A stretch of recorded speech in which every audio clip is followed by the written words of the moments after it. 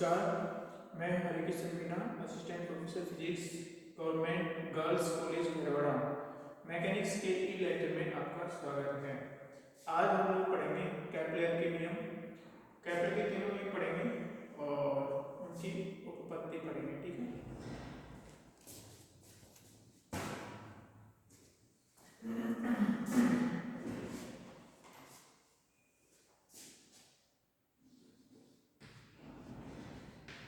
Kepler के नियम।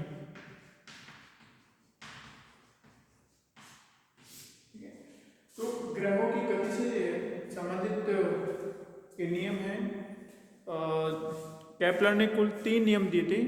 3 नियम बताए थे कि किस प्रकार से ग्रह की गति या किसी भी आकाशीय पिंड की गति जो किसी दूसरे आकाशीय पिंड के चारों तरफ परिक्रमण कर रहा है, तो उसकी उसकी गति के लिए क्या नियम होती है। तो उसने कहा था कि जैसे हमारे सूर्य है,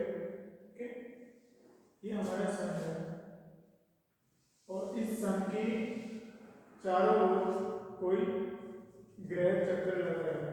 ठीक है, इसका द्रव्यमान कैपिटल एन है और इसका द्रव्यमान स्मॉल एन है। ठीक है, तो केपलर ने ग्रहों की गति से संबंधित 3 नियम प्रतिपादित किए थे। उनको क्रम से केपलर के प्रथम नियम, केपलर का द्वितीय नियम और केपलर के तृतीय नियम से जाना जाता है। हम यहाँ पे तीनों नियमों के बारे में बताएंगे और फिर सिद्ध करेंगे कि वो वास्तव में सही है कि नहीं है। तो आओ शुरू करते हैं हम लोग। केपलर का प्रथम नियम, पहला नियम क्या है केपलर का? केपलर का प्रथम नियम था कि ग्रह सूर्य के चारों ओर धीरे वृत्ताकार कक्षा में चक्कर लगाते हैं। ठीक है, इसे हमारा सूर्य है और ये हमारा पृथ्वी है। तो ये पृथ्वी सूर्य के चारों ओर धीरे वृत्ताकार कक्षा में चक्कर लगाएगी और सूर्य इस धीरे वृत्ताकार कक्षा के किसी एक फोकस पर स्थित होता है। ठीक है, तो ये हमारा केपलर का प्रथम नियम था कि यहाँ पे मैं भी लिख देता हूँ ताकि हम लोग सिद्ध करेंगे। तो एक एक करके सिद्ध करेंगे। पहला नियम था कि जो ग्रह होता है, ग्रह सूर्य के चारों ओर धीरे वृत्ताकार कक्षा में चक्कर लगाते हैं। ठीक है, ग्रह सूर्य के चारों ओर धीरे वृत्ताकार कक्षाओं में परिक्रमण करते हैं सूर्य के चारों तरफ, और सूर्य क्या होता है इस धीरे वृत्त की, सूर्य इस धीरे वृत्त की किसी एक फोकस पर स्थित होता है। फोकस बिंदु पर स्थित होता है या किसी एक फोकस पर स्थित होता है। ये इसका पहला नियम था।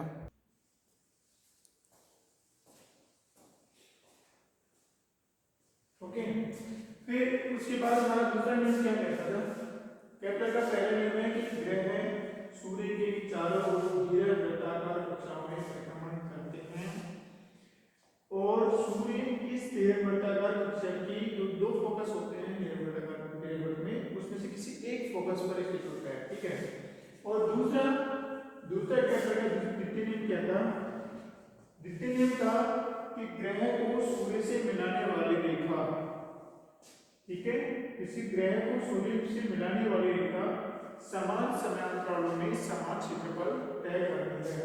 ठीक है, जैसे किसी समय dt में ये यहाँ पे आ गई, ठीक है, dt समय में ये यहाँ पे आ गई, फिर नेक्स्ट dt समय में यहाँ आ गई, नेक्स्ट dt समय में यहाँ से इधर आ गई। ठीक है, तो इसी प्रकार से नेक्स्ट dt समय में ये हम लोग dt इसलिए कर रहे हैं क्योंकि हमको समझने में आसानी है। ठीक है, तो ये तो क्षेत्रफल है, this area equal to this area equal to this area. Okay, even अगर dt समय में यहां से उतना ही क्षेत्रफल तय करती है, ओके, तो ग्रह से सूर्य को मिलाने वाली रेखा, अगर ये हमारा dt है तो ग्रह को सूर्य से मिलाने वाली रेखा समान समांतर होने से dt समय में ये एरिया तय किया, dt समय में ये, तो जितना एरिया विसर्ग करती है, ठीक है, यहाँ से मिलाने वाली रेखा जितना एरिया विसर्ग करती है वो एरिया बराबर रहता है, ठीक है। तो दूसरा नियम क्या है, ग्रह को सूर्य से मिलाने वाली रेखा, ठीक है, ग्रह को सूर्य से मिलाने वाली रेखा क्या करती है, समान क्षेत्र, समान समय में समान क्षेत्रफल तय करती है, ठीक है, समान क्षेत्र तय करती है समान समय में। इसका मतलब है कि ग्रह का क्षेत्रीय वेग नियत रहता है। तो ये कैप्लर ने दूसरा नियम प्रतिपादित किया था कि ग्रह को सूर्य से मिलाने वाली रेखा समान समय में समान क्षेत्रफल तय करती है, अर्थात ग्रह का क्षेत्रीय वेग नियत रहता है। और कैप्लर का जो तृतीय नियम था, वो तृतीय नियम क्या है, कैप्लर का तृतीय नियम था कि ग्रह को जो सूर्य जो कि किसी सूर्य के चारों तरफ वृत्ताकार कक्षा में सूर्य के चारों ओर चक्कर लगाया है या परिक्रमण कर रहा है, तो उसका परिक्रमण काल है, टाइम ऑफ रिवोल्यूशन है, उसका स्क्वायर इस दीर्घवृत्त की अर्धध्रुव त्रिज्या के घन के समानुपाती होता है, ठीक है, किसके समानुपाती होते हैं, t square proportional to a cube. अगर ये दीर्घवृत्त है, दीर्घवृत्त की ये त्रिज्या हमने, अगर ये हमारी b है और ये त्रिज्या जैसे यहाँ से ये c मेजर एक्सिस है, ये हमारी a है, दिस इज a, ये क्या है हमारी, ये है, ठीक है।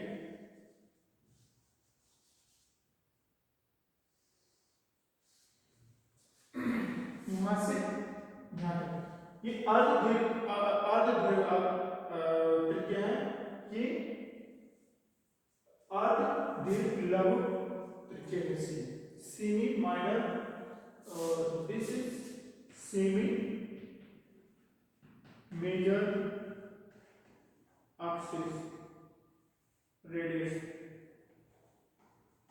ठीक है, अर्धदीर्घ त्रिज्या,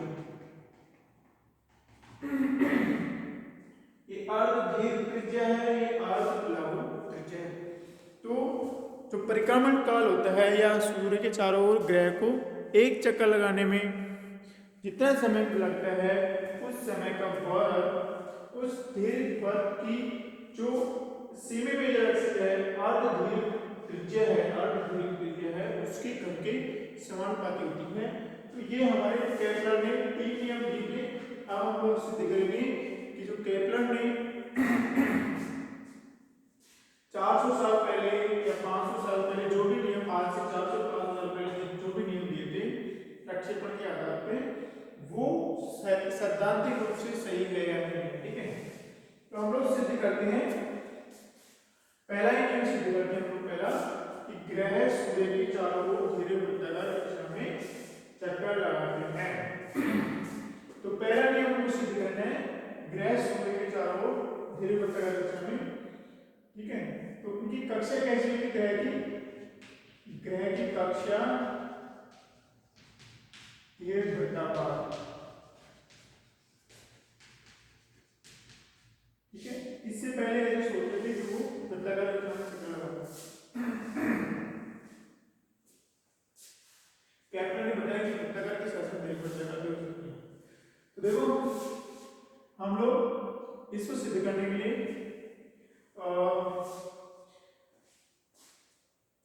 जो हमारा गुरुत्वाकर्षण बल है, ठीक है, स्टेप बाय स्टेप चलते हैं। गुरुत्वाकर्षण बल कितना होगा हमारा, F = -G (m) ठीक है। ये हमारा जो ग्रह है, कैपिटल है हमारा इस सन का मास है और स्मॉल m हमारा कोई भी प्लेनेट है, कोई भी ग्रह है, उसका द्रव्यमान है। इन दोनों के बीच की दूरी अगर औसत त्रिज्या r है या किसी भी सन पे किसी सन पे इसकी त्रिज्या r है, तो हमारे पास में जो बल आएगा दोनों के बीच में गुरुत्वाकर्षण फोर्सेस आएगा वो हमारे पास g capital M divided r square and small m r है, ठीक है, ये आएगा हमारे पास। ओके, अब हम लोग क्या करते हैं, हमारे पास जो ध्रुवीय निर्देशांक है, ठीक है, ध्रुवीय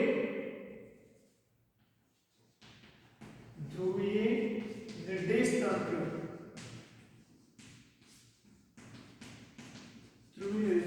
हम लोग ध्रुवीय निर्देशांक क्यों यूज कर रहे हैं, क्योंकि जो हमारा ग्रह है वो एक निश्चित तल में सूर्य के चारों ओर चक्कर लगाता है, ठीक है, निश्चित तल में लगाएगा या यूं कहे कि एक निश्चित समतल में ही वो चक्कर लगाता है। तो एग्जांपल, अगर सूर्य के चारों ओर ये इस तरह से रिवॉल्व कर रहा है, ठीक है, परिक्रमण कर रहा है, तो ये इस ही समतल पे रहेगा, ब्लैक बोर्ड के समतल में ही रहेगा, ठीक है, ये अपनी जो समतल की जो लाइन है उसको प्रेस करेगा हर बार। ऐसा नहीं कि एक बार ऐसे ऊपर नीचे जिगजैग मोशन करते हुए ऐसे करते करते करते करते ऐसे नहीं जाएगा, या फिर और अदर टाइप के किसी भी प्रकार के मोशन करते करते सूर्य के एक चक्कर नहीं लगाएगा। जैसे हमारे इस डायरेक्शन में अगर मूव कर रहा है इस डायरेक्शन में, तो ये ऐसे दीर्घवृत्ताकार कक्षा में चक्कर लगाता है, तो ऐसे ही लगाएगा, ऐसे नहीं लगाएगा, ऐसे करके ऐसे या फिर ऐसे some time other kind of motion करते हुए एक रिवोल्यूशन नहीं करेगा, बस एक समतल में रहता है। तो उसका हमको क्या लाभ होता है, हमारे पास में केवल यहाँ पे दो चीजें ही चेंज हो रही है, ठीक है, अगर हम लोग कार्टेशियन कोऑर्डिनेट सिस्टम देखते हैं हमारे पास में, ठीक है, जैसे x y और z है, ठीक है, तो हमारे पास में एक तो इसकी रेडियस चेंज हो रही है, ठीक है, ये जो मोशन है हमारे पास में इस y डायरेक्शन में कोई मोशन नहीं हो रही, जस्ट एक समतल में गति कर रहे हैं इस काइंड ऑफ, ठीक है, यहाँ पे हमारी y डायरेक्शन, जैसे इसको हम लोग z मान लें x और इसको y मान लें, तो हमारे x y समतल में ही गति मोशन कर रहे हैं, और उसमें भी क्या होता है, इसकी जो रेडियस है, ठीक है, चूंकि दीर्घवृत्ताकार कक्षा में चक्कर लगा रहा है, तो इसकी रेडियस ही चेंज हो रही है, ठीक है, रेडियस चेंज हो रही है, प्लस रेडियस के साथ में एक्स एक्सिस से इसका जो एंगल है वो एंगल चेंज होगा, ठीक है। तो हम लोग क्या करेंगे, यहाँ पे कार्टेशियन कोऑर्डिनेट सिस्टम यूज करने के लिए हम लोग क्या करेंगे, हम लोग ध्रुवीय निर्देशांक यूज करेंगे, उसमें हमारा जैसे ये r है ये थीटा है, तो r और थीटा के रूप में ही हम लोग इसको पूरी जो मोशन है इसकी गति है उसको एक्सप्रेस करते हैं, क्योंकि यहाँ पे हमारा थर्ड कोऑर्डिनेट है वो नहीं आ रहा है, तो हम लोग ध्रुवीय निर्देशांक, वैसे भी हम लोग अगर ध्रुवीय निर्देशांक में हम लोग ये भी आता है तो हमारे स्फेरिकल या पोलर सिलेंड्रिकल सिस्टम वगैरह यूज कर सकते हैं हम लोग, लेकिन यहाँ पे हम लोग r और थीटा के रूप में समीकरण जो भी आएंगे इस रूप में लिख सकते हैं यहाँ पे। तो जब हम लोग ध्रुवीय निर्देशांक यूज करते हैं, ठीक है, तो हमारा जो त्वरण होता है वो त्वरण होगा हमारा r के प्लस a थीटा थीटा, ठीक है, क्योंकि हमारे पास केवल दो कोऑर्डिनेट है r और थीटा। अभी हमने एक्सप्रेस किया था कि r और थीटा के रूप में यहाँ पे जो भी चेंज हो रहा है तो r चेंज हो रही है, एक थीटा चेंज हो रहा है, सूर्य के सापेक्ष एक तो ग्रह की दूरी चेंज हो रही है और उसका एंगल भी बदल रहा है, उसके अलावा और किसी प्रकार की मोशन नहीं हो रही इसमें। तो हमारा a = ar r थीटा, यहाँ हमारा ar कितना है, हमारा ar है t2r dt square minus r d theta dt whole square, ये हमारा ar आता है पोलर कोऑर्डिनेट सिस्टम में, और हमारा a थीटा कितना आता है, a थीटा आता है हमारा 1/r d/dt D theta by dt, ठीक है। ये हमारा ए थीटा आ गया। तो इसको हम लोग लिखेंगे this is equal to a equal to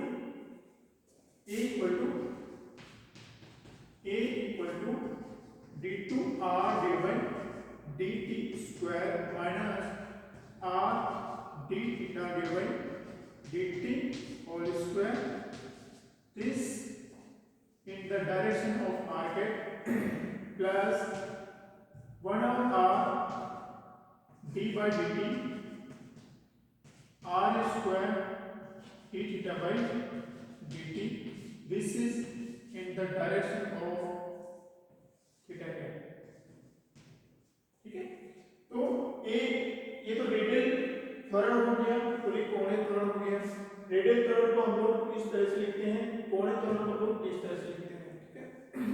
तो हमारा ए हो गया और हमारा ए थीटा ए थीटा है, ये आर है। इसको हम लोग थोड़ा आगे हल करते हैं और देखो इसको दूसरी तरह से लिख सकते हैं ताकि स्टूडेंट को याद रहे। इसका अवकलन कर दो, इसका 1 और r 2r d theta by dt, okay, plus r square एक बार अवकलन कर दो इसका d2 theta by dt square, ठीक है। इसको इससे मल्टीप्लाई कर दो तो हमारे पास क्या आएगा, ओके, यहाँ पे हमारा एक बार अवकलन में यहाँ पे d थीटा बाई dt आएगा, d theta by dt and then plus, okay, r से r कैंसिल हो गया तो 2 d theta by dt and d 2 d theta by dt dr by dt, this is dr by dt d theta by dt plus r d2 theta by dt, ठीक है। इसको देखो हमने simply अवकलन किया तो यहाँ पे इसका 2r d r by dt हो गया, ये हो गया इसका अवकलन। इसको इस पे उलट किया, ये हो गया इसका अवकलन और ये ऐसे कैसे उतार दिया, फिर दूसरी बार में इसका अवकलन कर दिया, इसको ऐसे कैसे यहाँ पे रख दिया, ठीक है। तो हमारा आज से आज सब टेंशन होने का ये है और ये हमारा ये है, इसको हम लोग क्या लिख सकते हैं, इसको हम लोग 2r dot theta dot plus r theta double dot, एक बार अवकलन का एक डॉट समय के सापेक्ष और दो बार अवकलन का दो डॉट और यहाँ पे हमारा r डबल डॉट आएगा क्योंकि दो बार अवकलन हो रहा है plus r theta dot square, एक बार अवकलन हो रहा है समय के सापेक्ष स्क्वायर। तो हम लोग किस प्रकार से लिख सकते हैं, ये तो हमारा ए आर हो गया, ये हमारा ए थीटा हो गया। तो हमारा इसको शॉर्ट में हम लोग याद कर देंगे r double dot plus r theta dot square r cap plus 2r r dot theta dot plus r theta double dot theta है, ठीक है। ये हमारा शॉर्ट फॉर्म होगी, याद करने का कि this ar equal to r dot plus r theta dot square r के and a theta theta dot equal to 2r dot theta dot plus r theta double dot, ठीक है, r थीटा डबल डॉट, वो short form हो गया उसका। इस प्रकार से लिखते हैं, यहाँ पे हमारा r है और थीटा है, r और थीटा है, उसके ऊपर डबल डॉट है। तो फिर भी आप लोग इसको सॉल्व करके इसको इस रूप में लिख सकते हैं, यहाँ से उल्टा चलते जाओ और यही आएगा, ठीक है। इसका दो वहां पे रास्ता ये हमारा आ गया। अब हम लोग क्या करेंगे, क्योंकि हमारे पास ध्रुवीय रेडियल तंत्र में हमारे पास उदाहरण आ गया, तो हम लोग बल ज्ञात करने के लिए क्या करेंगे, इसको द्रव्यमान से गुणा कर देंगे, ठीक है। तो हमारे पास जो फोर्स आएगा इस पे, इस कण पे, ये जो प्लेनेट है, जो ग्रह है, उस पे लगने वाला जो त्वरण होगा, कुल त्वरण ये होगा, ठीक है। और कुल बल हम लोग गुरुत्वाकर्षण के नियम से जानते हैं कि ये रहेगा, ठीक है। और हम लोग क्या करेंगे, यहाँ से उस प्लेनेट पे लगने वाला कुल बल ज्ञात करेंगे, तो वो हमारा होगा F इक्वल टू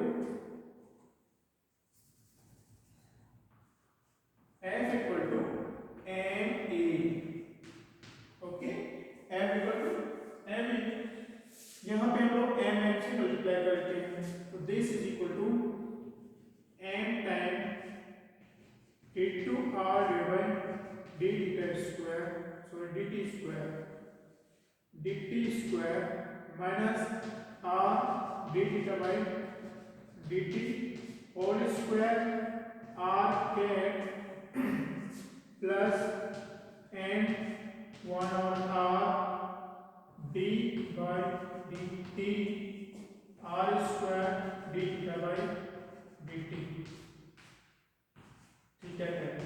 ठीक है। तो हमारा जो ध्रुवीय निर्देश तंत्र के हिसाब से इस प्लेनेट पे लगने वाला बल है वो बल आ गया हमारे पास समीकरण नंबर 2। क्योंकि ये जो बल है वो क्या है, गुरुत्वीय त्वरण होगा।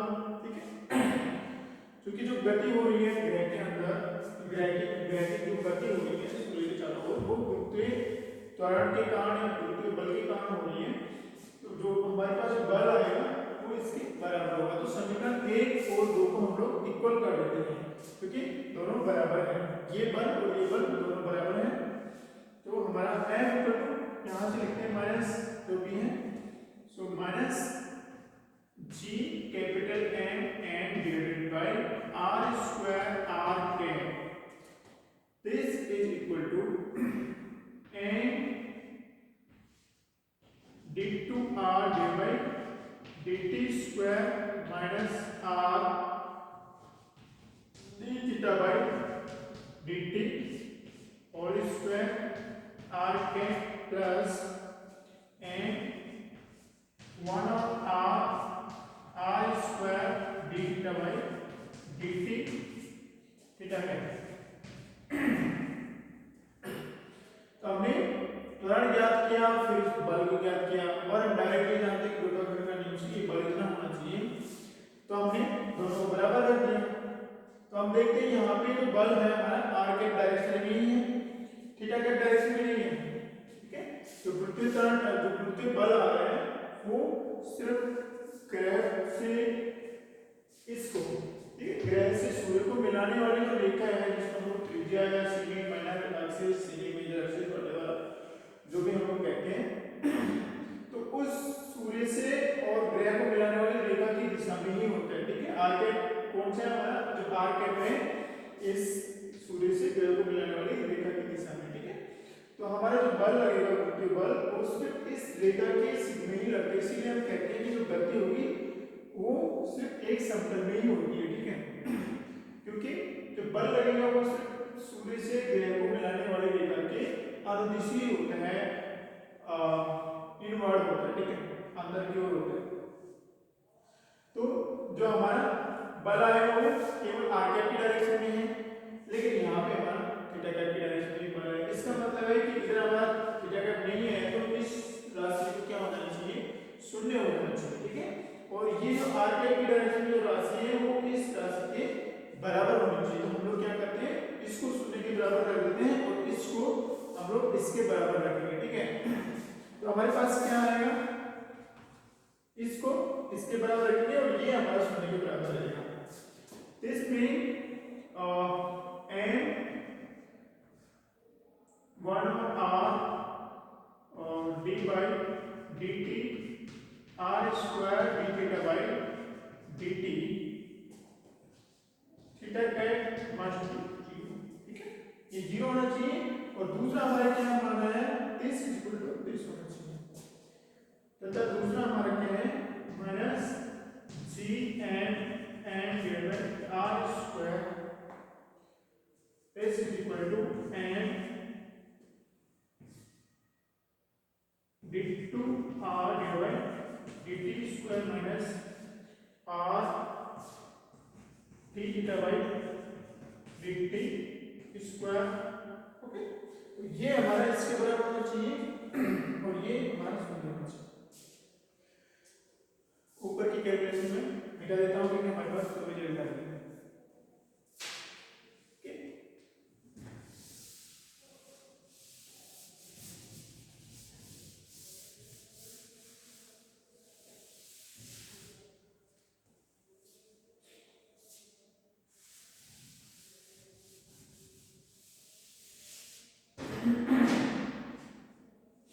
हमारे पास पहला रिजल्ट क्या आया, दिस इज इक्वल टू 0।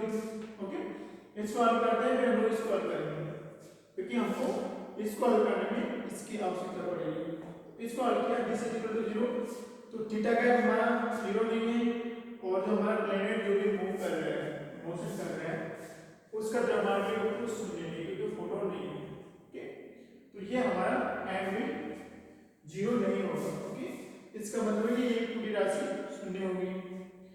देखो हम लोग लिखते हैं एम 1 और आर, एम 1 और R D by D T R square D theta by D T this theta cap equal to 0, क्योंकि हमारा थीटा कैट शून्य नहीं है, एकांक सदिश है, ठीक है, और ये हमारा द्रव्यमान भी शून्य नहीं है। ओके, जब हमारा ये भी शून्य नहीं है और ये भी शून्य नहीं है, तो हमारा 1 और R T by D T R square D theta by D T this must be शून्य। और हमारा जो ग्रह से सूर्य की दूरी अगर इनफाइनाइट हो जाए, ठीक है, दिस आर इनफाइनाइट हो जाए, तो ये हमारा शून्य हो सकता है। लेकिन अगर ग्रह से सूर्य की दूरी इनफाइनाइट हो जाए तो ग्रह और सूर्य के बीच में कोई बंधन नहीं रहेगा, ग्रह सूर्य को छोड़ के स्पेस में चला जाएगा, ठीक है, तो वो हमारा आर इक्वल टू इनफाइनाइट नहीं हो सकता है, क्योंकि आर इक्वल टू इनफाइनाइट होते ही यहाँ पे हमारा ये जो कक्षा आ रही है वो बंद नहीं होके खुली हो जाएगी। खुली होने पे क्या होगा, ग्रह सूर्य के चारों ओर चक्कर ना लगा करके पास से होकर गुजर के इनफाइनाइट की ओर चला जाएगा, ठीक है, और वैसे भी इनफाइनाइट दूरी होगी उससे पहले से। तो this R can not be 0, यहाँ पे हमारा theta can not be 0 and M can not be 0। Okay, तो हमारा यहाँ पे R can not be infinite, R can not be infinite, ठीक है, R can not be infinite means d by dt r square d theta by dt this must be 0। ये हमारा शून्य हो सकते हैं, क्योंकि जो अवकलन का नियतांक है d by dt of a constant this is equal to 0। जो नियतांक है हमारा, नियतांक का अवकलन हमारा शून्य होता है, तो ये हमारा एक नियतांक हो सकता है। इसके अंदर जो बंद राशि है वो क्या हो सकती है, एक नियतांक हो सकती है। इसको हम एक नियतांक कैपिटल के रूप में रिप्रेजेंट करते हैं, क्या कि r square d theta by dt must be constant, this is नियतांक, ठीक है, ये नियतांक क्या है, k है, ये नियतांक है। अगर हम लोग इस नियतांक का अवकलन करें तो उसको शून्य ही आएगा, तो दिस राशि, ये जो राशि है हमारी इस के बराबर होनी चाहिए। तो हमारे पास में इसको हल करने में हमारे पास ये आया कि ये राशि नियतांक के बराबर है, ठीक है। अगर हम लोग ओके यहाँ से हम लोग एक परिणाम सिद्ध कर सकते हैं, अगर हम लोग इसको m से मल्टीप्लाई कर दें, हमारा m था यहाँ पे पहले से मल्टीप्लाई कर, हमने इसको हटा दिया। अगर m तो क्या है कि ये कांस्टेंट होता है, तो इसके अंदर भी जा सकते हैं, ठीक है, तो हम लोग m को अंदर देखते हैं, mr square d theta by dt this is equal to constant, ठीक है, इसको हम लोग दोनों तरफ से m से गुणा कर देंगे, तो ये हमारा नियतांक आएगा, और ये क्या है, ये हमारा है कोणीय संवेग, ठीक है, तो ये क्या है, कोणीय संवेग, ये हमारा कोणीय संवेग है। कोणीय संवेग क्या है हमारा, m r square d theta by dt, ठीक है, कोणीय संवेग है m r स्क्वायर। तो कोई भी ग्रह है जो सूर्य की चारों ओर इस प्रकार से चक्कर लगा रहा है कि उनके बीच में लगने वाला, तो अभी हमने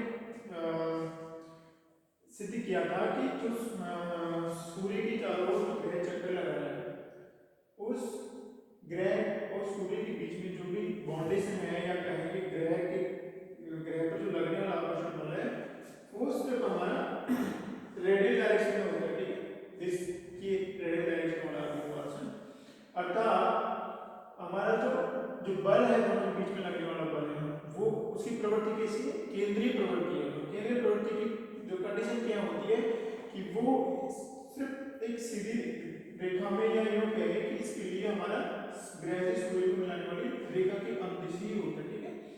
तो रेडियल डायरेक्शन में होगा तो जो हमारा गुरुत्वाकर्षण बल है वो है एक केंद्रीय बल का उदाहरण है, ठीक है। तो केंद्रीय बल, जो गुरुत्वाकर्षण केंद्रीय बल है उसके अधिक गति करने वाला जो प्लैनेट है वो क्या होगा, उसका कोणीय समय होगा वो कांस्टेंट रहेगा। हमने इस वाले समीकरण से निकाला है उसका कोणीय समय क्या है, कांस्टेंट है। तो हमारे पास में इनके अलावा एक अलग से नियम और निकल के आ गया, क्या आ गया कि जो ग्रह होता है सूर्य के चारों ओर जो परिक्रमण कर रहा है दीर्घवृत्ताकार कक्षा में, उसका कोणीय समय संरक्षित रहता है, ठीक है। इसको मैं अलग से लिख देता हूं, ठीक है। तो गुरुत्वाकर्षण बल के अधीन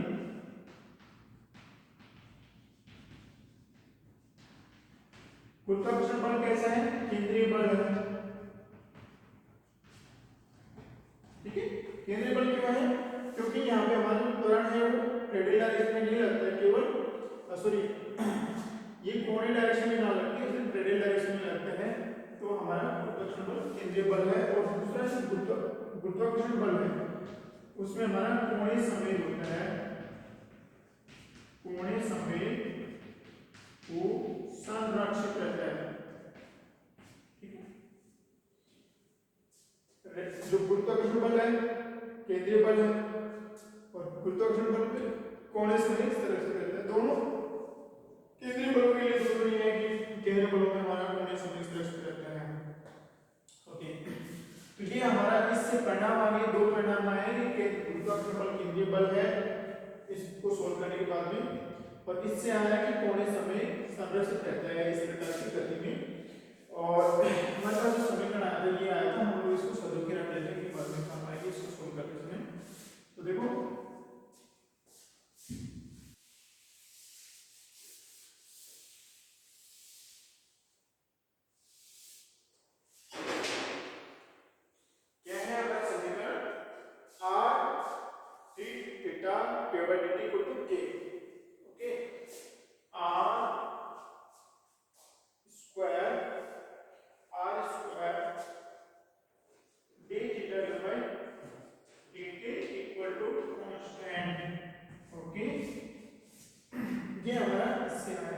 ये जो 4 नंबर का परिणाम है पूरा, उसमें ये जो है ये कोणीय समय संरक्षित रहता है, इस पोर्शन से आए हैं। और जो गुरुत्वाकर्षण बल केंद्रीय बल है इससे हमारा सिद्ध हो रहा है कि ये केवल रेडियल डायरेक्शन में ही लग रहा है, ठीक है। अब हम लोग अभी हमने एक ग्रह की कक्षा दीर्घवृत्ताकार होती है इसको सिद्ध नहीं किया, तो हम इसको सिद्ध कर रहे हैं, ठीक है। उसी क्रम में हम लोग इसको लिखते हैं, देखो माइनस जी कैपिटल एम, देखो एक एम यहाँ है और स्मॉल एम से स्मॉल एम कैंसिल हो जाएगा, तो हम स्मॉल एम को कैंसिल करके लिख रहे हैं यहाँ पे del by R square, this is equal to d2 r divide by dt square minus r d theta divide by dt, d theta divide by dt इसको होल स्क्वायर, ठीक है। किसी नंबर अब हम लोग इसको इस समीकरण को हल करेंगे, इस समीकरण को हल करेंगे हम लोग, ओके। तो इसको हल करने में हम लोग क्या करेंगे, हमारे पास में ये जो समीकरण है r के रूप में और थीटा के रूप में आए हैं, हम लोग इसको एक ऐसे प्राचल के रूप में r को इस प्रकार से प्राचल से रिप्लेस कर देते हैं कि हम लोग जो हमारा रिजल्ट है वो इस प्रकार का आएगा, जो तय कर सके कि वास्तव में दीर्घवृत्ताकार है कि ये वृत्ताकार है, ठीक है। सोल्व करने के लिए एक मैथमेटिकल ट्रिक है उसको अपनाते हैं हम लोग। वो ट्रिक क्या है, वो ट्रिक ये है कि हम लोग r इक्वल टू 1 और u मानते हैं, ठीक है। r इक्वल टू 1 और u, ठीक है। हम सिर्फ एक इतना सा रिप्लेसमेंट, क्योंकि हमारे पास एक जो दिया गया इसका भी यूज करेंगे हम लोग, और एक हम लोग छोटा सा रिप्लेसमेंट करते हैं कि r इक्वल टू 1 और u इस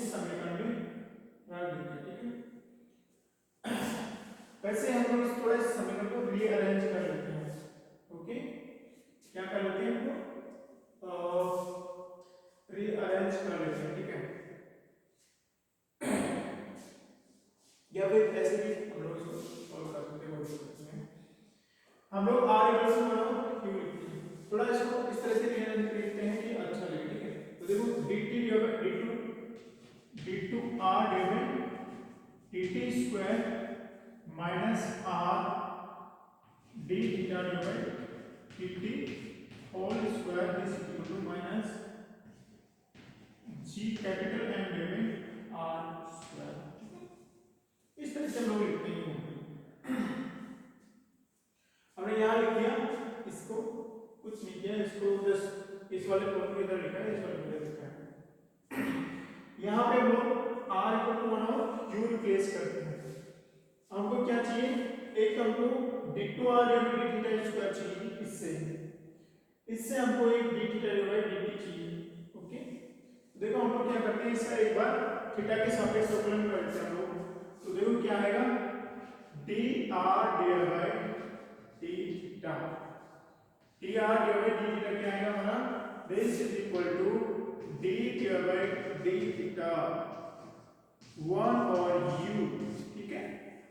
r क्या रख दिया 1 और u, 1 और u का हम चूंकि u इस प्रकार से है कि u थीटा का भी एक फलन है और समय का भी एक फलन है, ठीक है। हमारे क्या है, u is the function of theta and t, ठीक है। u समय और कोण का, जो भी कोण बदल रहा है इसके साथ, जो ग्रह को सूर्य से मिलाने वाली रेखा है उसका जो भी एंगल चेंज हो रहा है उसका और समय का एक फलन है। तो हमने यहाँ पे थीटा के सापेक्ष अवकलन किया, क्योंकि u किसका फलन है, u हमारा थीटा का फंक्शन है, तो u इसके सापेक्ष अवकलन हो रही है। तो ये अवकलन क्या आएगा, -1 over u square du divide by d theta. Okay, तो ये आ गया हमारा dr by d theta equal to this. तो हमारा dr divide d theta equal to -1 over u square du divide by d theta. ये किया, ठीक है। ये इसी से आया, हमने यहाँ पे करके देखिए। अब हम लोग क्या करेंगे, ये ऐसा क्यों किया, क्योंकि इसकी हमें आवश्यकता पड़ेगी, इसमें d2r dt स्क्वायर का मान ज्ञात करने के लिए। अब हम लोग इसका r का समय के सापेक्ष अवकलन करते हैं, तो dr by dt, okay, dr by dt this is equal to d by dt 1 और u, ओके। तो हमारे देखो यहाँ पे u थीटा का, सपोज करो u थीटा का फंक्शन है और हमारा थीटा किसका फंक्शन है, थीटा भी टाइम का फंक्शन है। अगर समय नहीं बदलेगा तो हमारा ये एंगल चेंज नहीं होगा, ठीक है। अब इसको और भी अच्छे तरीके से इस प्रकार से लिख सकते हैं कि u is the function of theta, u is the function of theta, ठीक है, and theta is the function of t। Automatic ये तो हमें पता है कि theta is the function of t, क्योंकि समय बदलने के हमारा कोण बदलेगा इससे, और ये हमने माना है कि u is the function of theta, ठीक है। तो हमने d बाय dt 1 ओवर कर लिया। ये क्या है, हमारा एक फंक्शन के फंक्शन का अवकलन है, ठीक है। ये u किसका फंक्शन है, थीटा का, और थीटा किसका फंक्शन है, टाइम का। तो हम लोग जो हमारा अवकलन का सिद्धांत है उसका यूज करते हैं कि d by d theta 1 over u d theta by dt। यहाँ हम लोग ये कहेंगे, यहाँ पे और यहाँ पे हम लोग थीटा लिखते हैं और इसको इधर रखते हैं, ठीक है। आएगा ऐसे। अब हम लोग इसका अवकलन करते हैं तो क्या आएगा हमारे पास में, इसका आएगा -1 over q square d theta by du by d theta and d theta by dt। ये आ गया हमारे पास, ठीक है। तो ये क्या है, थीटा का फंक्शन है और थीटा किसका फंक्शन है, समय का फंक्शन है। तो ये यहाँ पे हम लोग क्या करेंगे, d by dt equal to this d by dt का and d theta by dt कर देंगे। इसका अवकलन किया तो यहाँ पे -1 और u square d by dt आ गया यहाँ पे। ओके, अब देखो यहाँ पे ये डी बाई डी थीटा है, ओके, तो डी यू बाई डी, यहाँ पे minus one over you square, ये d you by D theta और ये डी थीटा बाई डी है। यहाँ पे हम लोग ये जो D you by D theta है, ठीक है, इसका मान हम लोग यहाँ से रखेंगे और डी थीटा बाई डी मान यहाँ से रखेंगे, ठीक है। और वहाँ पे हमारा R square D theta by D T equal to कितना है, के है, तो D theta by D T equal to कितना हो जाएगा, के डी बाई आर स्क्वायर हो जाएगा। तो मान रखते हैं, हमने क्या किया था, इस आर के लिए हम लोग जो समीकरण प्राप्त करना चाहते हैं यू थीटा में या टी में, इस रूप में हम लोग प्राप्त करेंगे। तो हम लोग यहाँ पे D you by D theta का मान यहाँ से रखेंगे, ठीक है, केवल डी थीटा बाई डी का मान यहाँ से रखेंगे। तो रखते हैं हम लोग, तो क्या आएगा मान माइनस वन, ये तो ऐसे कैसे रहेगा, और डी थीटा बाई डी का मान कितना आएगा, D theta by D equal to K D by R square आएगा, ठीक है। So minus one over you square du by d theta, okay, and d theta by d equal to k by r square, k d by r square। और हमारा r कितना है, 1 over u है, तो हमारा 1 over r कितना होगा, q है, ठीक है। तो हम लोग इस 1 over r square का मान यहाँ पर रखेंगे, तो यहाँ u square आ जाएगा, ठीक है, ऊपर रहते हैं हमारा q स्क्वायर हो जाएगा। तो हमारा d r by dt equal to कितना आ रहा है, minus one over you square minus one over you square minus one over you square D you by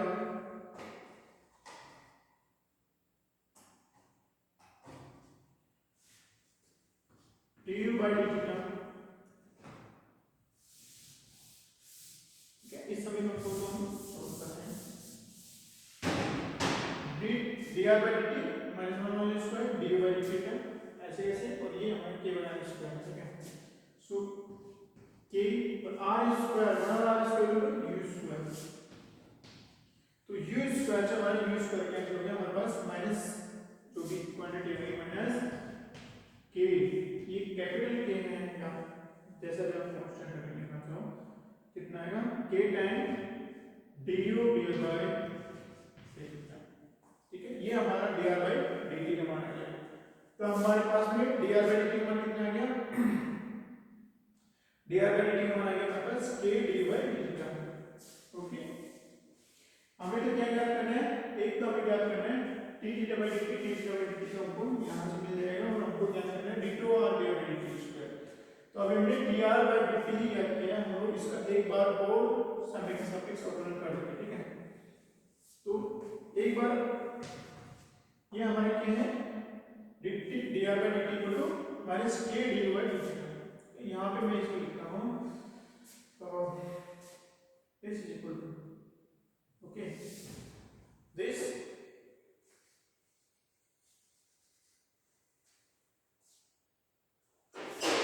dr by dt equal to minus k du by d theta, ठीक है। ये हमारे पास में एक समीकरण आ गया।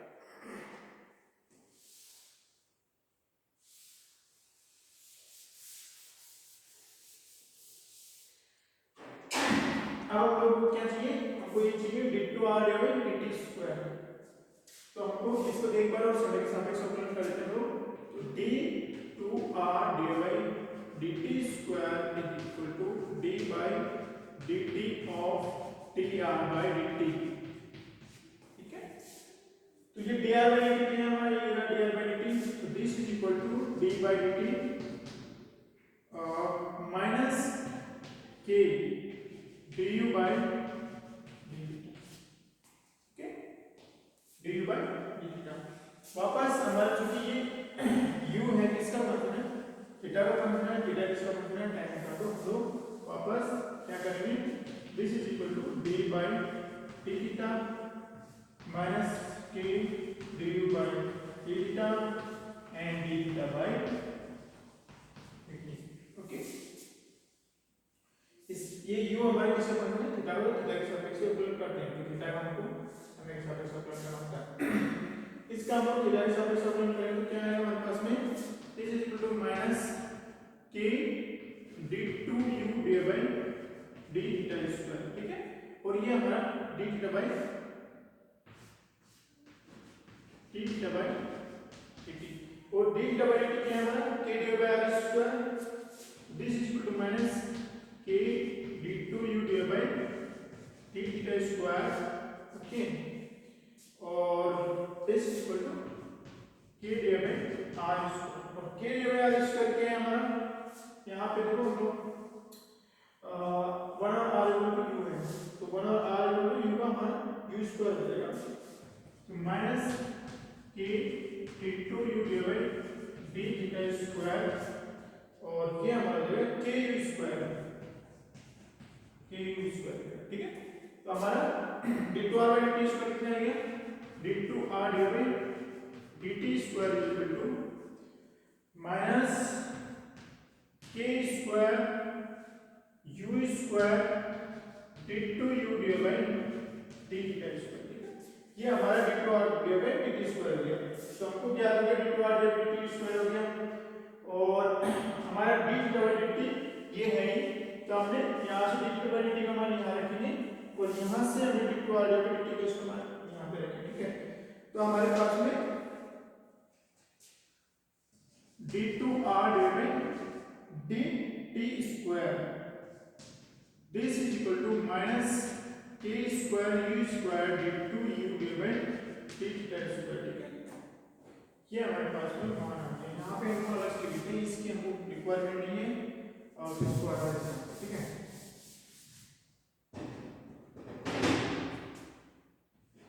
d2r by dt square is equal to minus k square u square d2u by d theta square, ये हमारे पास में एक समीकरण ये रहा, हम इसको मिटा सकते हैं।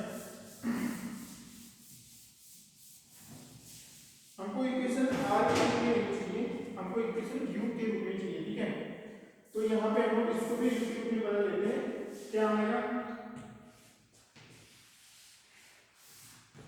ये समीकरण यहाँ से हमने रीअरेंज करके लिखे हैं, इसका देखो d theta by dt square, this is equal to k by r square, ठीक है।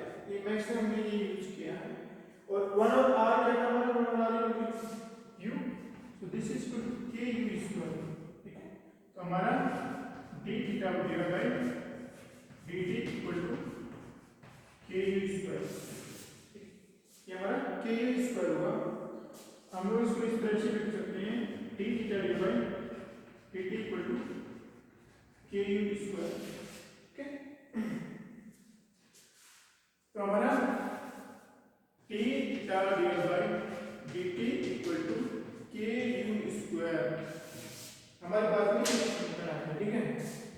अब हम लोग क्या करेंगे, इन दोनों समीकरणों का मान यहाँ पे, इन दोनों समीकरणों से d2r बाय dt स्क्वायर और d थीटा बाय dt का मान यहाँ पे रख देते हैं, तो ये क्या सॉल्यूशन आता है हमारे पास में, रखो इन दोनों से मान रख दो, तो देखो ये हमारे minus k square u square जैसे ऐसे कर जाएगा यहाँ पे माइनस, ठीक है। इसको हम यहाँ पे लिखेंगे ना, जो भी इन दोनों वैल्यू यहाँ रखेंगे, यहाँ पे लिखते हैं माइनस,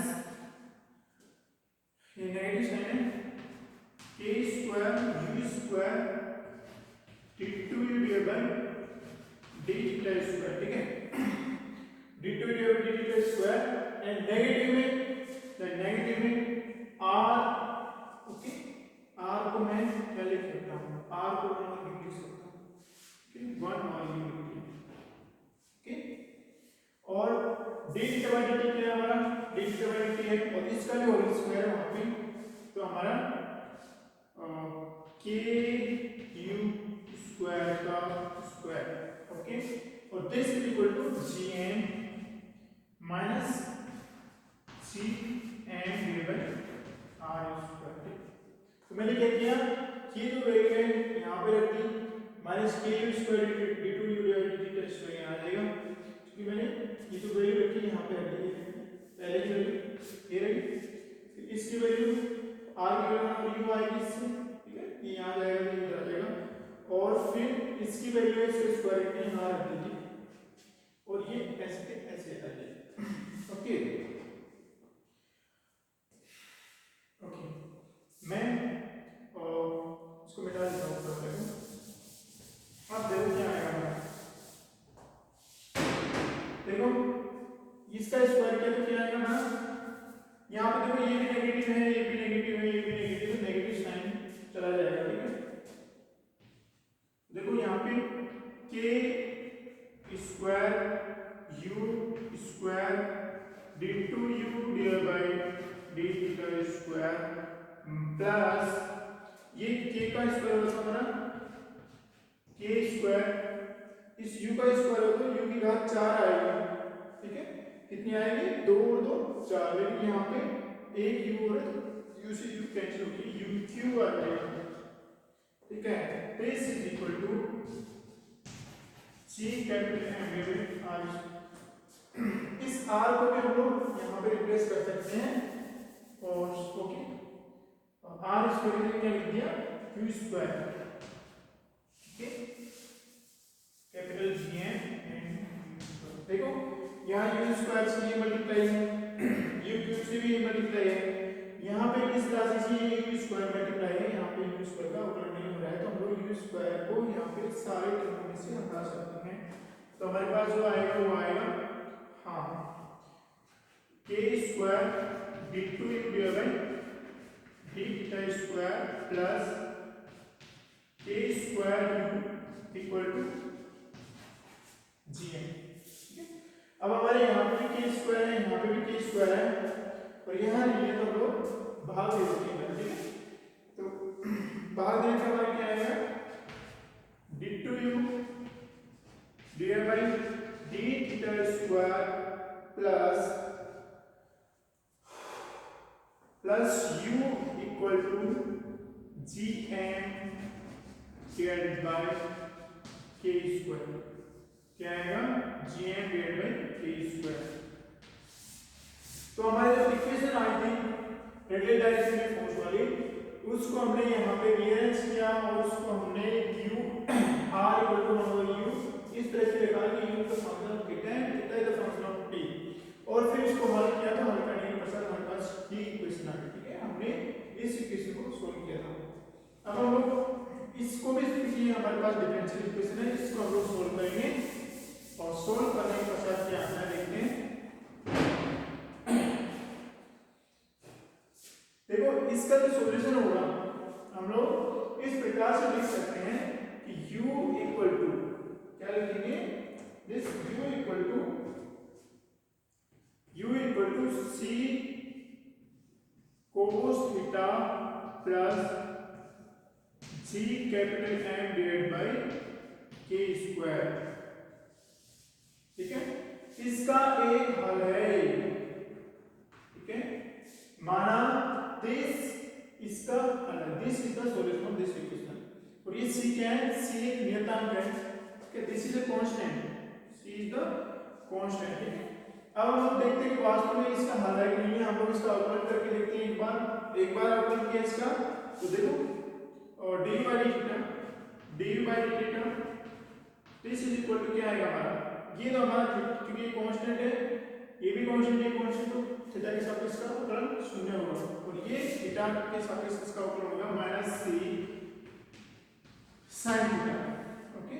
एक बार और हमने इसका अवकलन किया तो क्या आएगा हमारा d2u divide by d theta square is equal to minus c cos theta, तो d2u divide by d theta square का मान यहां से रखेंगे और u का मान यहां से इस समीकरण में हम लोग रखते हैं और देखते हैं कि वास्तव में इसका सॉल्यूशन है कि नहीं है। तो देखो रखते हैं हम लोग ये d2u divide by d theta square का मान यहां से रखो तो हमारे पास क्या आएगा माइनस c cos थीटा, ठीक है, इसका मान यहां से रख दिया हमने, इसका मान यहां से रखो कितना है plus c cos theta plus gm divide by K square, इससे हमारा ये कैंसिल हो जाता है और हमारे पास क्या बचता है gm डिवाइड बाई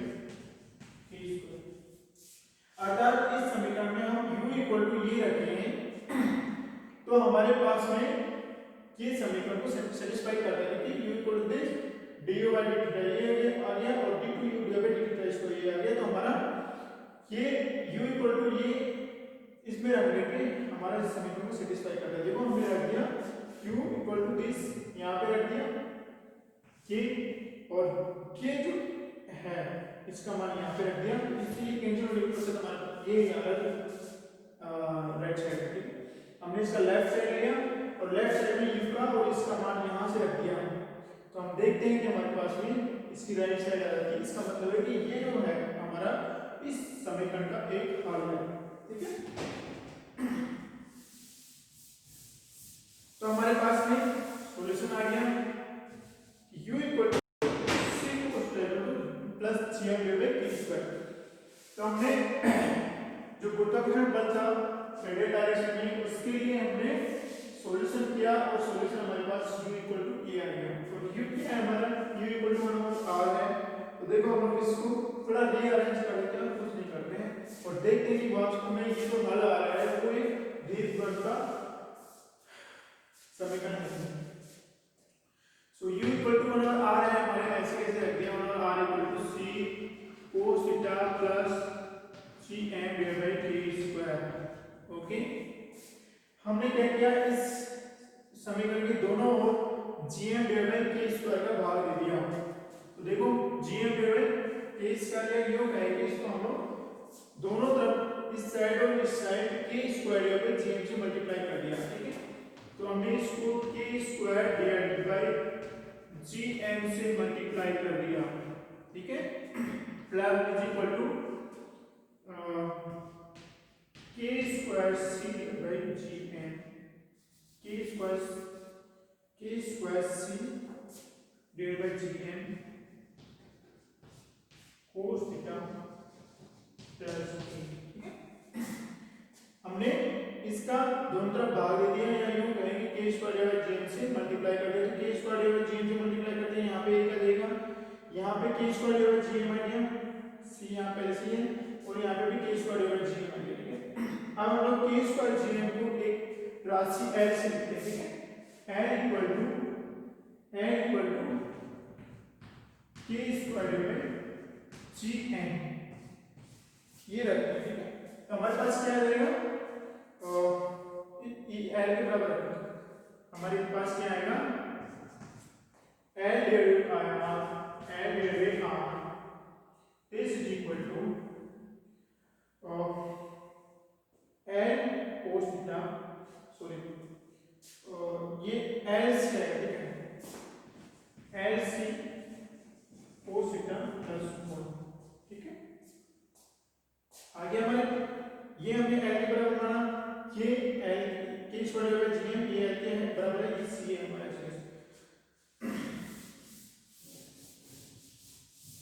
फिर हम लोग लिखेंगे l divided by r equal to e cos theta plus,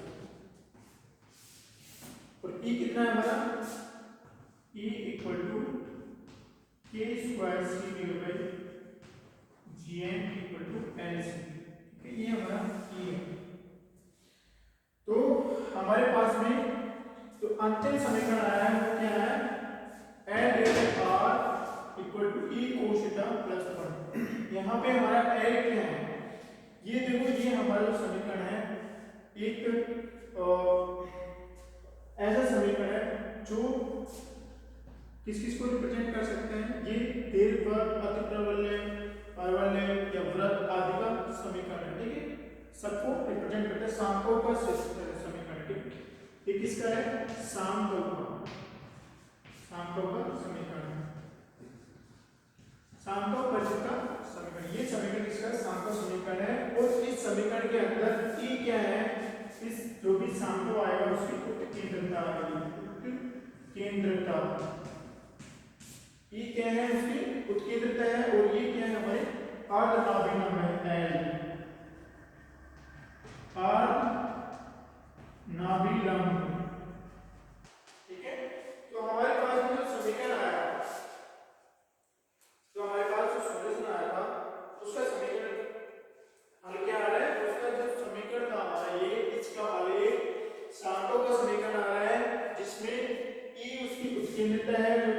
square C divide by जी के बराबर है और एल क्या है उसका अर्धनामी लंब है T square by G M है, ठीक है। अब हम लोग E इक्वल टू, अगर हमारे पास में E इक्वल टू 0 है, ठीक है, E इक्वल टू 0 है तो हमारा जो ये रेडियस आएगी, ठीक है, वो किसका समीकरण आ जाएगा, E इक्वल टू 0, जैसे ये 0 हुआ तो हमारा L divide R equal to 1, ठीक है, ये हमारे वृत्त का समीकरण आएगा, ठीक है, वृत्त का समीकरण। और हमारी E इज लेस देन 1 हुई, ये हमारी E इज लेस देन 1 हुई तो E इज लेस देन 1, ठीक है, that is K square C divide by GM is less than 1 हुई तो हमारा जो समीकरण है वो क्या आएगा, दीर्घवृत्त का समीकरण,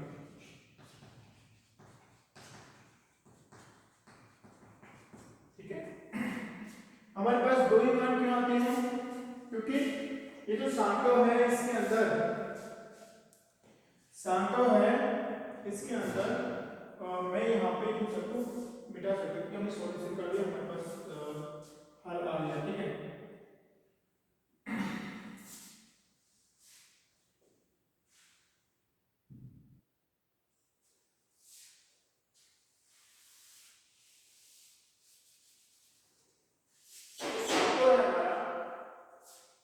उस सांकव में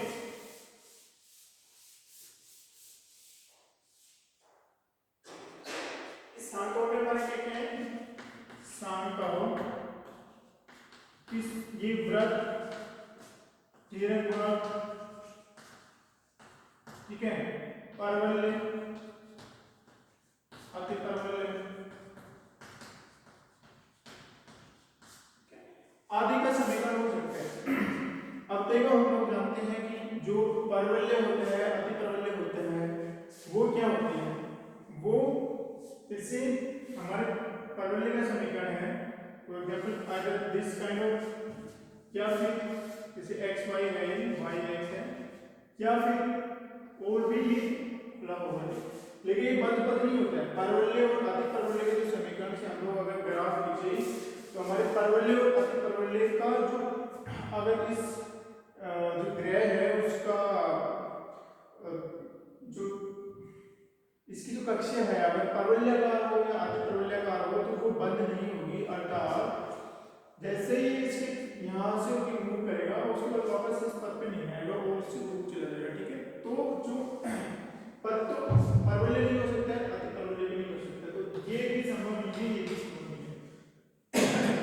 तो हमारे पास कौन से उत्तर बचे हैं, एक तो वृत्त का बच गया, एक दीर्घवृत्त का बच गया, अर्थात अगर इस ग्रह को इस सूर्य के चारों ओर चक्कर लगाना है तो इसकी कक्षा या तो वृत्ताकार होगी या वृत्ताकार होगी। वृत्ताकार के लिए हमारी इसेंट्रिसिटी 0 है, मतलब ये 0 के बराबर होगी तो वृत्ताकार होगी, और अगर ये लेस देन 1 होगी k square by k square c divide by gm less than 1 होगी, ये कैसे होगी, दीर्घवृत्ताकार। तो हमने जो हमारा पहला कैलकुलेट का नियम था कि ग्रह की कक्षा दीर्घवृत्ताकार होती है उसको सिद्ध कर दिया, ये लेके कि ये केंद्रीय बल है, गुरुत्वाकर्षण बल है, तो उसके बाद में हमने ये समीकरण आया और हम लोग जैसे जैसे हल करते गए हमारे पास में ये जो समीकरण है या तो ये दीर्घवृत्ताकार होगी या वृत्ताकार होगी, तो हमने सिद्ध कर दिया कि केपलर के जो ग्रहों से गति के संबंधित नियम थे उसमें सूर्य के चारों ओर ग्रह दीर्घवृत्ताकार कक्षा में चक्कर लगाता, ठीक है। तो ये हमारा पहला नियम सिद्ध हो गया। अब हम लोग क्या करेंगे, दूसरा नियम सिद्ध करेंगे, ठीक है। तो हम लोग दूसरा नियम सिद्ध करते हैं।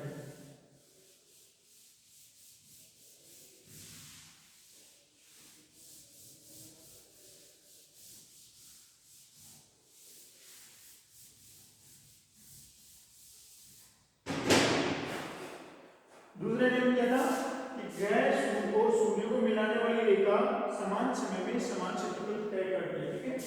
दूसरा क्या नियम था, उसका क्षेत्रीय वेग नियत होता है, ठीक है। क्या है, क्षेत्रीय वेग नियत होता है।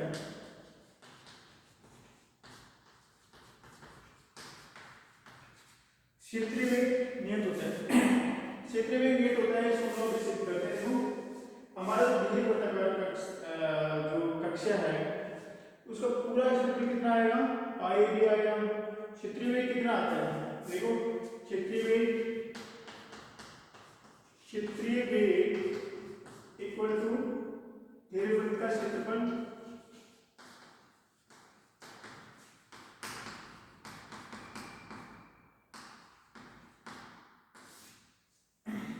घेरे वृत्त का क्षेत्रफल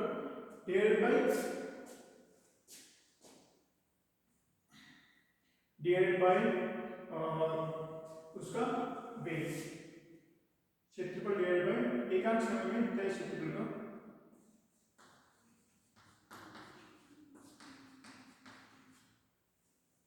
सॉरी, क्या हमारा आएगा घेरे वृत्त का क्षेत्रफल समय, ठीक है। इसको विस्तृत करने में कितना समय लगेगा, ओके। तो हमारा घेरे वृत्त का क्षेत्रफल कितना आ रहा है, घेरे वृत्त का क्षेत्रफल आ रहा है हमारा पाई ए बी।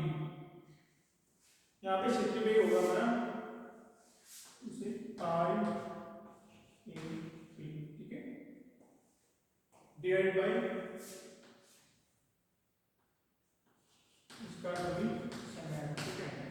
और क्षेत्रीय वेग क्या होता है, equal to dA by dt, dA by dt,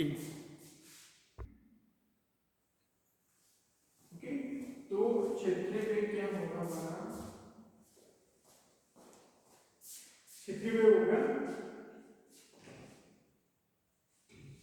इस प्रकार से लिखते हैं हम, क्षेत्रीय वेग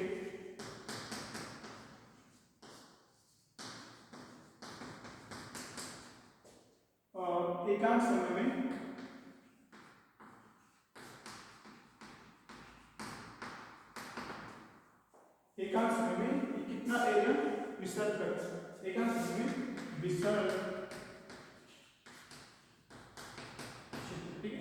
तो क्षेत्रीय वेग होगा मतलब उसको देखो dA बाय dt से इसको लिख लेते हैं, ठीक है। कितना क्षेत्रफल एकांश समय में तय किया है, माना हमारा एकांश क्षेत्रफल जो dt समय है, ठीक है, हमने पहले लिख लिया dt समय में ये एरिया विस्तृत करता है। जैसे हमारी ये इसकी सपोज रेडियस r है, ठीक है। तो किसी समय अगर हमारी ये हमारा d थीटा है, ये हमारा r है, ठीक है, तो ये हमारा कितना होगा r d थीटा, ये टोटल लेंथ है, ये हमारी r d थीटा के बराबर है। ये जो चाप आ रहा है वो त्रिज्या मल्टीप्लाई बाय कोण के बराबर है। और ये एरिया कितने समय में विस्तृत कर रहा है, ये एरिया विस्तृत कर रहा है हमारा dt समय। यहाँ से यहाँ तक जाने में ग्रह को लगा हुआ समय हमारा dt है। तो ये पूरा एरिया कितना होगा हमारा, अगर हम इसको छोटा मान लें, ये हमारा d थीटा काफी छोटा होगा, सपोज करो d थीटा हमारा इतना था, ठीक है, ओके। तो इस d थीटा ये हमारा r है, ठीक है, ये हमारा r d थीटा है, ठीक है, ये हमारा d थीटा है, ओके। तो ये जो छोटा एरिया है तो उसको हम लोग एक समकोण त्रिभुज के बराबर मान सकते हैं। इसका ये एंगल 90 डिग्री है, तो ये हमारा कितना आ जाएगा, इसका क्षेत्रफल कितना आ जाएगा 1/2, आधार कितना इसका r है, गुणा ऊंचाई कितनी है r d थीटा, ठीक है। ये इसका क्षेत्रफल आ गया। तो विस्तृत एरिया आएगा dA कितना आ गया हमारा, ये हमारा dA के बराबर है। dA क्या है हमारा 1/2 आधार गुणा ऊंचाई है, 1/2 r d थीटा, ठीक है। और ये कोण कितने समय में तय किया है, dt समय में, ठीक है। यहाँ पे भी हमारा dt लगा हुआ है, तो इसके नीचे dt लगा देते हैं। हमको dA ज्ञात किया, dA कितना आ रहा है हमारा एकांश समय dt में माना d थीटा एंगल, तो ये एरिया कितना एरिया विस्तृत करता है और इतना छोटा है कि हम लोग इसको 90 डिग्री के बराबर लेते हैं। तो ये हमारा r d थीटा हो गया, ये चाप, तो और ये हमारा r है, तो इस त्रिभुज का क्षेत्रफल कितना हो गया 1/2 आधार गुणा ऊंचाई 1/2 r d थीटा, ठीक है। dA हो गया हमारा dA by dt equal to this, तो इसको हम लोग लिखेंगे 1/2 r square d theta by dt, okay. तो हमारा dA बाय dt कितना आ गया, dA बाय dt आ गया हमारा 1/2 r square d theta by dt आ गया, ओके, अब हमारा D theta by D t क्या है, हमारा D theta by D t हमारा, देखो यहाँ से d theta by D t आ गया के यू स्क्वायर है, ठीक है, कितना आएगा यहाँ से हम लोग निकाल सकते हैं D theta by D t, हमने लिखा भी है के यू स्क्वायर, शायद दिखाई दे रहा होगा कोने में है, ठीक है, D theta by D T equal to K U square, ये हमारा D theta by D T कितना होता है के डिवाइड बाय आर स्क्वायर होता है, और हमारा आर इक्वल टू 1 और यू माना था हमने, और यू इक्वल टू कितना हो गया 1 और आर हो गया, ठीक है, तो ये यू स्क्वायर इक्वल टू 1 और आर स्क्वायर, तो ये यू स्क्वायर के बराबर रहेगा, के यू स्क्वायर के बराबर, ठीक है, तो हम लोग इसको D theta by D t क्या लिखेंगे, के यू स्क्वायर, या कोई लिख सकते हैं, लेकिन फिर भी हम देखते हैं यहाँ पे ये R square D theta by D T constant है, ठीक है, so this is equal to 1/2 R square D theta by D T, ठीक, हमने यहाँ पर पहले सिद्ध कर रखा है कि ये एक नियतांक है, कि ये किसके बराबर है, एक नियतांक के बराबर है, ठीक है, किसके बराबर है 1/2 के बराबर है, ठीक है, जो कि एक नियतांक है, किसके बराबर है नियतांक के बराबर, अर्थात जो क्षेत्रीय वेग है वो क्या है, नियत है, अर्थात एकांक समय में ग्रह को सूर्य से मिलाने वाली रेखा द्वारा विस्तृत एरिया नियत रहता है, ठीक है, वो बदलता नहीं है या कांस्टेंट रहता है, तो ये हमारा दूसरा नियम सिद्ध हो गया कि ग्रह को सूर्य से मिलाने वाली रेखा समान समय में समान क्षेत्रफल तय करती है या क्षेत्रीय वेग नियत रहता है, तो हमने अभी सिद्ध कर दिया कि ये हमारा कांस्टेंट रहेगा, ठीक,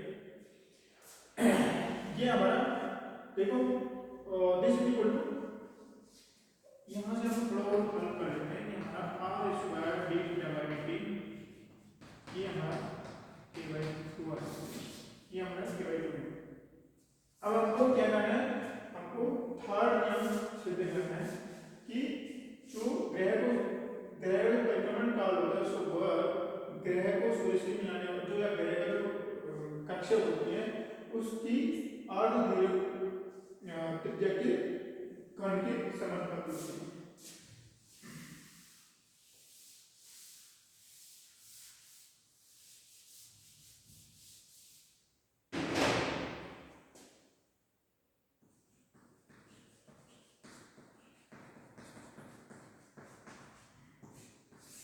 ठीक है, अभी निकाला था हमने, ये यहाँ से लिख सकते हैं,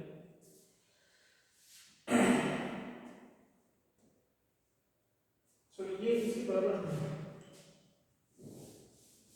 D A by D t का, ठीक है, अब हमारा क्या है थर्ड नियम है, थर्ड नियम क्या है हमारा, तीसरा जो नियम है वो ये है कि हमारा T square proportional to A cube, ठीक है, ये हमारी ये है, अब हम लोग क्या करेंगे, हमारा टी क्या है, हम लोग सिद्ध करते हैं इसको कि जो उसका परिक्रमण काल है वो क्या होगा,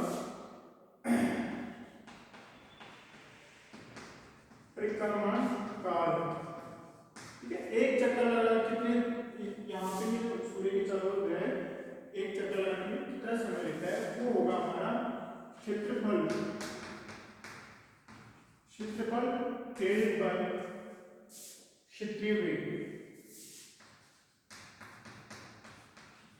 क्षेत्रीय वेग, हमारे क्षेत्रीय वेग हमने यहाँ पे निकाला था कि D A by D T equal to R square D theta by D T, ठीक है, 1/2 this equal to K by 2 है, ओके, तो हमारा क्षेत्रीय वेग क्या है D A by D t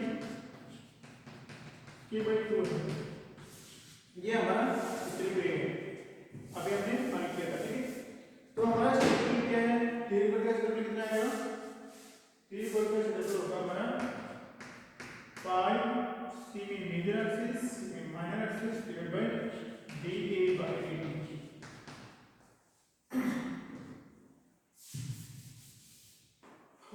हमने d A by D t का मान हम लोग लिख देंगे, याद है हमको, तो परिक्रमण काल टी कितना हो गया हमारा pi A B divide by, और दिस इज के बाई 2, ठीक है, this is 2 pi A B divide by K, ये हमारा इसका आवर्त काल हो गया,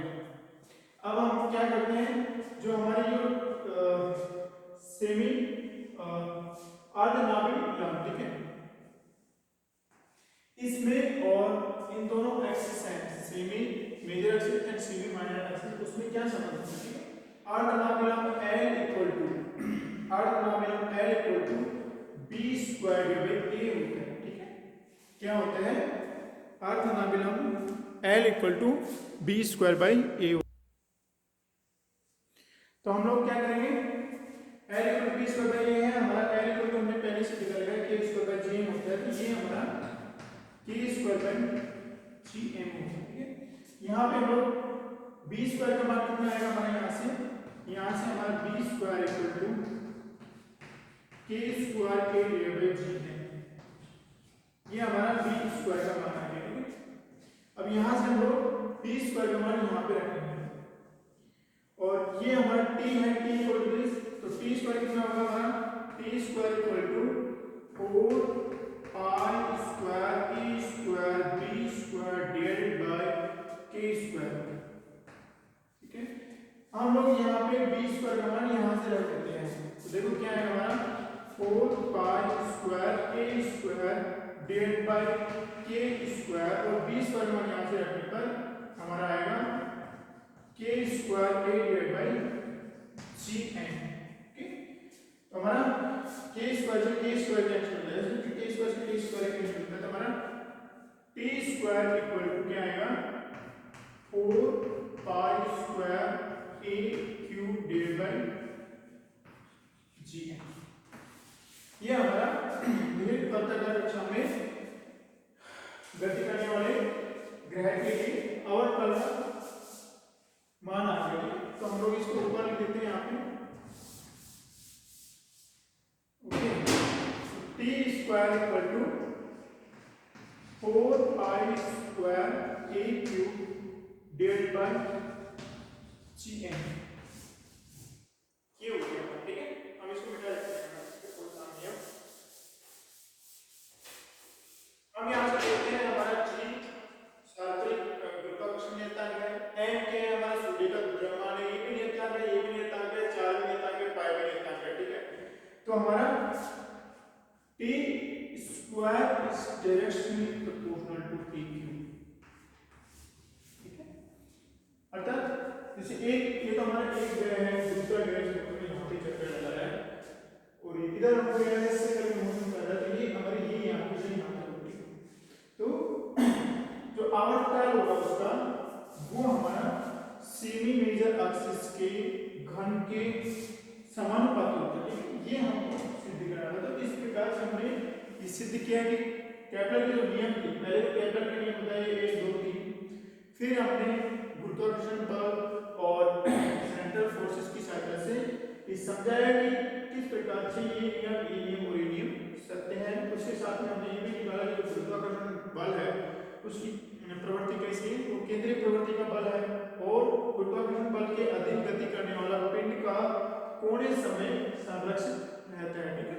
इस प्रकार से ये हमारा केपलर के जो नियम थे उससे रिलेटेड लेक्चर समाप्त हुआ। देखने के लिए शुक्रिया।